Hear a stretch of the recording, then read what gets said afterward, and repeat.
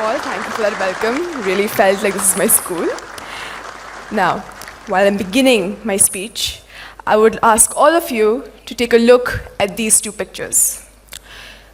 And please tell me, which one of these two men do you think will become successful in the next 20 years? Can I have a show of hands? Who thinks that the person on the right will be successful in 20 years? Okay, I can't really make out the hands, but I'm not seeing too much movement. So I'm going to assume all of you are going to go with the Harvard graduate. Even if that's not your answer, that's what people usually believe.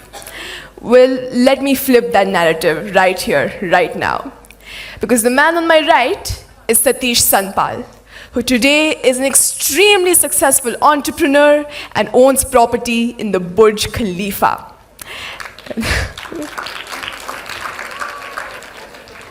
And the man on my left, he is unfortunately unemployed and without a home. Now, when I showed all of you these two pictures, all of us did something instantly. We assumed, we judged, we wrote a narrative. We wrote that the first person would do nothing of importance with his life, while the second person, he would become the CEO of some major conglomerate and make his family proud. But such narratives never deterred people like Satish Sanpal. He turned uneducated into self-made. He turned not qualified into independent. He flipped the narrative of his own life. And you can see examples like these everywhere you look.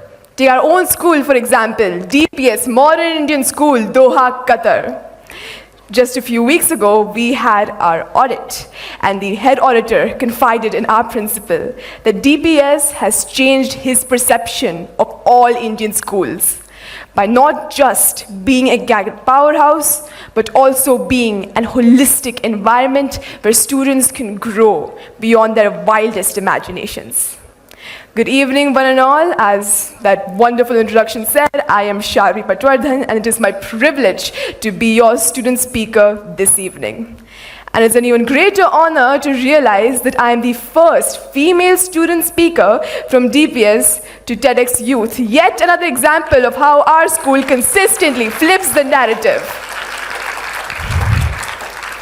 Today, we have had industry experts from various fields come up on this stage and talk about this topic, flip the narrative in the areas, in the fields where they have experience, where they have expertise.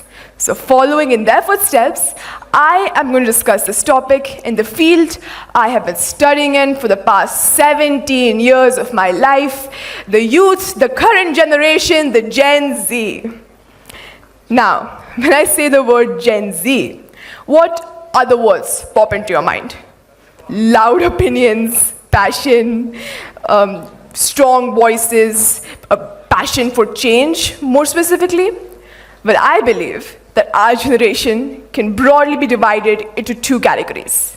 Number one are the rebellious archetypes, the don't tell me what to do, mom generation. And secondly, the rote learners, whose rooms are like shrines to their trophies and certificates, who are the apple of their parents' eye, who all of us want to be. These are the two categories of our generation. Now let us start with the rebellious archetypes. These are the students in our generation who talk the most about pressure, expectations, anxiety. And they are also the ones who loudly and proudly proclaim that our generation is independent, free, and above all of those expectations. So here's my question. If we are as independent and free as we would like to believe, then why do we feel so trapped?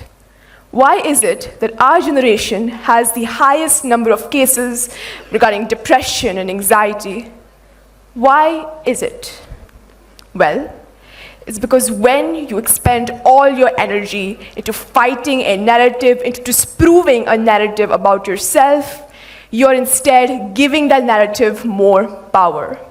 You're giving it more power to control your life, to control your decisions. So when we as the youth rebel, we aren't doing it just for the sake of it, We're doing it as a reaction to a society that tells us you will never be anything in your life. And we, in turn, say, fine, I will be everything except what you want me to be. Now, while the rebels are stuck fighting the system, the road learners are stuck within the system. These are the students who've been scoring in the 90s since the 3rd grade, while the rest of us were still perfecting our methods to avoid going to school altogether. These are the students whose narrative reaches its climax not when they enter the job market at the mid-20s, but when they're in the 10th grade, when they receive their board exam results. Now, really, the results of these board exams are meant to guide you to your future, to choosing one of these 3 streams: science, commerce, humanities, each with its own specialities, each with its own jobs to offer. But the interpretation of these results is crystal clear in the eyes of most parents. A high score means science, no questions asked. That's it.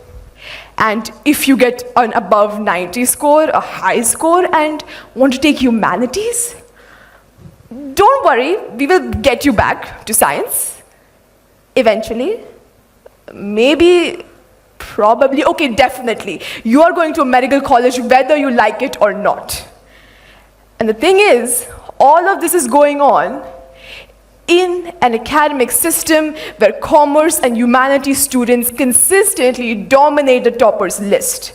In an institution which has produced alumni like Devika Rajiv, who studied commerce and is today working at the International Trade Session, at the International Trade Center. And we have an alumni right here with us who has spoken to all of you today, proving once again that success does not belong to any one stream.